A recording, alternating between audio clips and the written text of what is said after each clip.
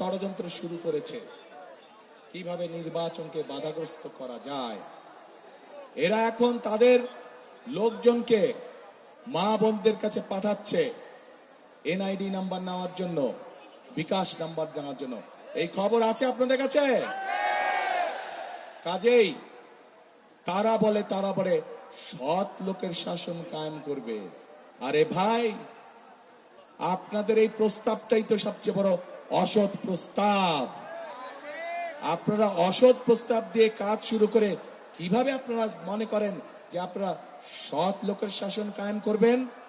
আপনারা সমগ্র জাতির সামনে মিথ্যে কথা বলেন যে আপনাদের অ্যাকাউন্ট হ্যাক হয়ে গিয়েছিল। বিশেষজ্ঞরা প্রমাণ করেছে আপনাদের অ্যাকাউন্ট কোনো হ্যাক ম্যাক কিচ্ছু হয় নাই। বাঁচার জন্য এখন আপনারা মিথ্যে কথা বলছেন। যারা নির্বাচনের আগে জনগণের সাথে মিথ্যে কথা বলতে পারে, তারা নির্বাচনের পরে কি পরিমাণ মিথ্যে কথা বলতে পারে এটি আমাদের সহজেই বোধগম্য।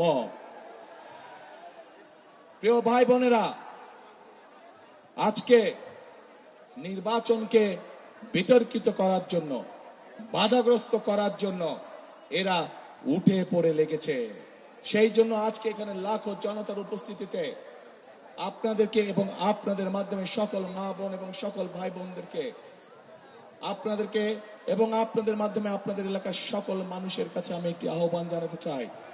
আপনাদেরকে অত্যন্ত সতর্ক এবং সজাগ থাকতে হবে, যাতে কেউ ষড়যন্ত্র করে আপনার সেই ভোটের অধিকারকে কেড়ে নিতে না পারে। আবার প্রিয় ভাই বোনেরা, নতুন গল্প শুনছি, ইদানিং নতুন গল্প শুনছি যে এবার বলে ভোট গণনা করতে অনেক বেশি সময় লাগবে।